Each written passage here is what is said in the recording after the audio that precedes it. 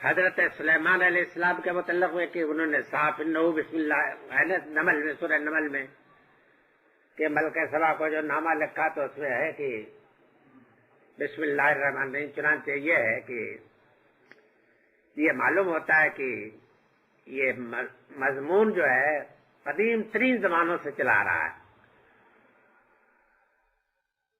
اس کے بعد یہ بھی سوال پیدا ہوتا ہے کہ اس آیت کا مقام و محل کیا ہے قرآن میں. اس معاملے میں بڑے اختلافات ہیں. ایک گروہ تو اس کو سورہ فاتحہ کا بھی ایک حصہ مانتا ہے اور شاید اور تمام صورتوں کا بھی. شافعی یہی کہتے ہیں. اس لیے شافعی لوگ اگر پڑھیں گے فاتحہ تو بسم اللہ الرحمن الرحیم سے شروع کریں گے اور وہ بھی مل جائے پڑھیں گے. اور احناف کا مسلک غالباً یہ ہے کہ وہ اس کو کسی سورہ کا جز نہیں مانتے بجز سورہ نمل کے, اور کسی سورہ کا جز نہیں مانتے, بلکہ اس کو وہ ایک متبرک اور مبارک آغاز مانتے ہر سورہ کا, اور اس سے ایک سورہ دوسری سورہ سے ممتاز ہو جاتی ہے. یعنی صورتوں کے درمیان کوئی حد فاصل تو ہونا چاہیے نا, تو بسم اللہ الرحمن الرحیم لکھ کر کے دونوں کے درمیان حد فاصل کر دیا گیا کہ قل اعوذ برب الفلق الگ ہے, قل اعوذ برب الناس الگ ہے. یہ دو گروہ بڑے ہیں. اب یہ ہے کہ ان دو گروہوں میں سے کس کے ساتھ حق ہے, تو حق تھوڑا تھوڑا تو دونوں کے ساتھ ہے. یعنی کچھ نہ کوئی دلیلیں ان کے حق میں بھی جاتی ہے, کوئی دلیلیں ان کے حق میں بھی جاتی ہے. لیکن میں اس معاملے میں حنفیہ کے مسلک نقطۂ نظر کو زیادہ قوی سمجھتا ہوں. اگرچہ میں یہ بھی بتا دوں کہ میرے استاد کی رائے جو اس معاملے میں کچھ مختلف ہے. یعنی وہ فاتحہ کا جز مانتے ہیں لیکن اور صورتوں میں سوائے نمل کے سوا اور کسی کا جز نہیں مانتے, یعنی اور صورتوں کے لیے وہ علامت امتیاز کے طور پر مانتے ہیں. میرے سامنے ان کی دلیل واضح نہیں ہے. میرے نزدیک یہ ہے کہ حنفیہ کی رائے ٹھیک ہے کہ یہ سورہ نمل کے سوا اور کسی سورہ کا جز نہیں, سمجھ گیا, بلکہ یہ ایک الگ متبرک آغاز, ہر سورہ کا آغاز اس سے متبرک آغاز ہے اور اسی سے آغاز ہونا چاہیے. اگر بسم اللہ الرحمن الرحیم کے بغیر آپ پڑھیں گے تو وہ عمل میں برکت ہوگا, جیسا کہ حدیث شریف میں آیا ہے. یہ بات یاد رکھیے کہ وہ عمل میں برکت ہو جائے گا. اس کی وجہ یہ ہے کہ ہر کام میں جو صحیح کام بھی اس میں بھی برکت ہوتی ہے, خدا کے سہارے سے, خدا کے اعتماد سے. تو میں اسی کو صحیح سمجھتا ہوں کہ اس لیے آہستہ سے تو پڑھ لینا چاہیے. جب آپ فاتحہ کا اور بھی کوئی سورہ پڑھیں تو پڑھ لیں, لیکن اس کے جز کی حیثیت سے اس کو پڑھنا اس کی ضرورت نہیں ہے. تو یہ مباحث جو ہے اس آیت سے متعلق پیدا ہوتے تھے. اس کو ذہن میں رکھیے. وقت ہے یہ. اب اس کے بعد آتی ہے سورہ فاتحہ. یہ سورہ فاتحہ کے اوپر بھی بسم اللہ الرحمن الرحیم اسی طریقہ سے ثبت ہے جس طریقہ سے دوسری صورتوں کے اوپر ثبت ہے. جس طریقہ سے ان کا جز اس میں نہیں ہے اسی طریقہ سے, لیکن شفاعت تو ہر سورہ میں مانتے ہیں آیت کو. اور غالباً اگر اس آیت کو بھی فاتحہ کا جز مان لیا جائے تب تو وہ سوال بھی پیدا ہوگا کہ جو مثانی کی دلیل دیتے ہیں وہ بھی باطل ہو جائے گی, ثابت ہو جائے گی. ہاں ٹھیک ہے. سورہ فاتحہ کو جو لوگ کی مثانی مانتے ہو تو بات آئے گی آگے, تب وہ ثابت ہوگی, ورنہ یہ ہے کہ ثابت نہیں ہو سکتی. تو یہ عجیب بات ہے کہ اس معاملے میں ان تمام پہلوؤں کو سوچے بغیر ہمارے ان علماء نے شاید وہ رائے قائم کی ہے. خیر میں چونکہ مثانی کے بحث میں بھی میرا مسلک بالکل الگ ہے کہ پورا قرآن مثانی ہے، کوئی سورہ خاص جو ہے مثانی نہیں. کتابم متشابہم مثانی جو ہے قرآن کو کہا گیا، پورے قرآن کو کہا گیا، کسی خاص سورہ کو نہیں کہا گیا. اب اس کے بعد الحمدللہ رب العالمین الرحمن الرحیم مالک یوم الدین ایاک نعبد و ایاک نستعین اہدنا الصراط المستقیم صراط الذین انعمت علیہم غیر المغضوب علیہم ولا الضالین. شکر ہے یا شکر کا سزاوار ہے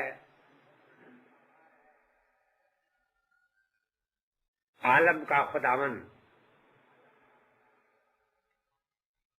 رحمان اور رحیم. یہ تو گزر چکا. جزا کے دن کا مالک. یوم الدین، دین کا لفظ ہے، جزا کے معنی میں بھی بہت کثرت کے ساتھ.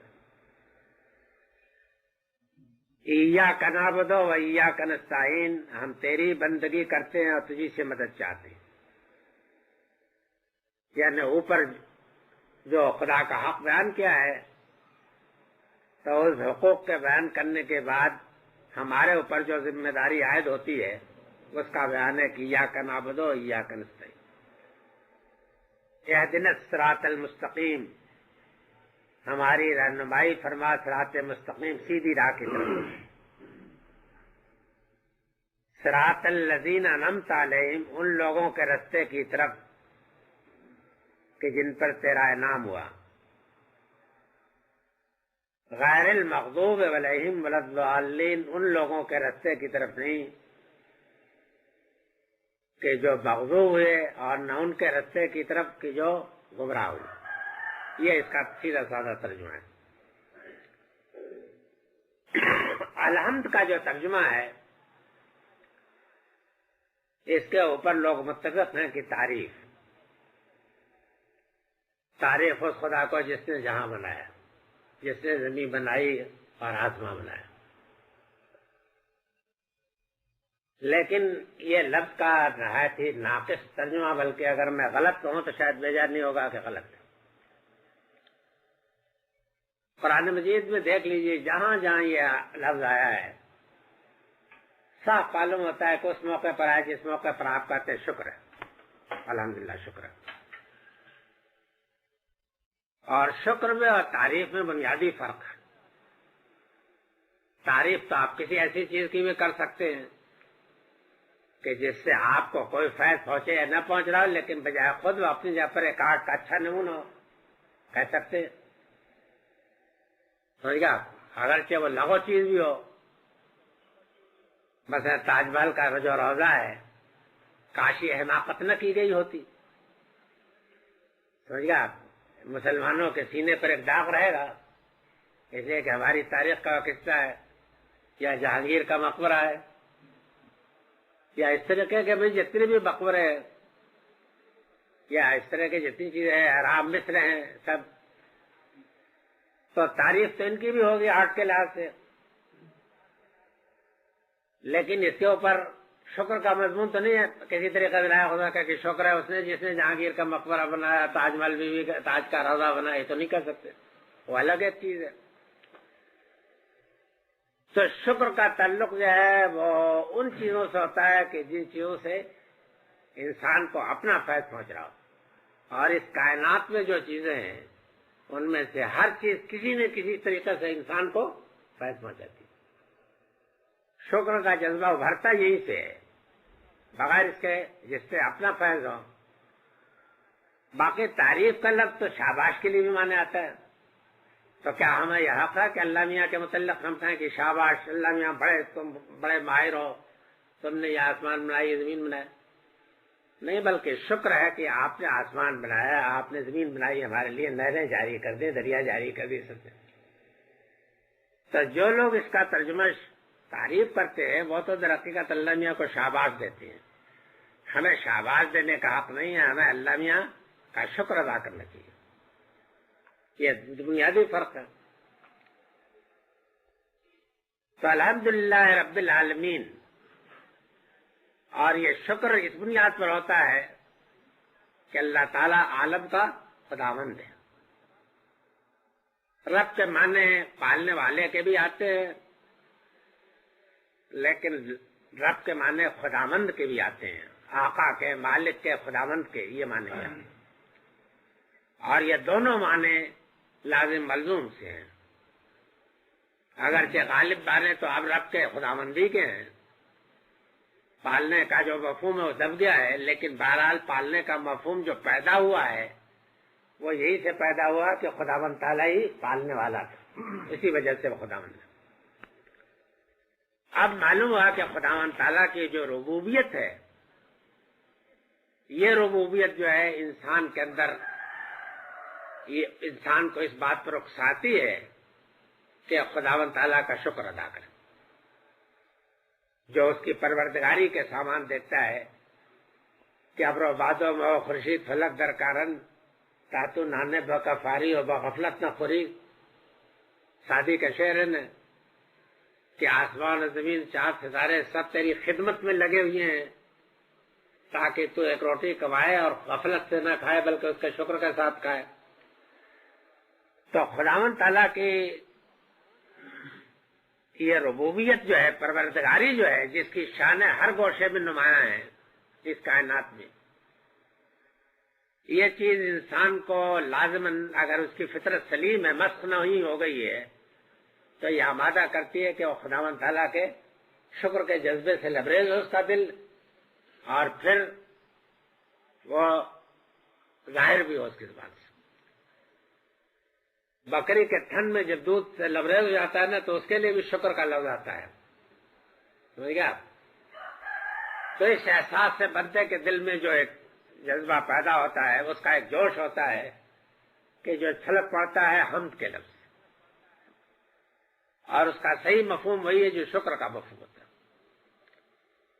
یہ معلوم ہوا کہ انسان اگر غور کرنے والا ہو، سوچنے والا ہو، تو خداوند تعالیٰ کی ربوبیت کے مشاہدات سے واقع نہیں بن کر سکتا.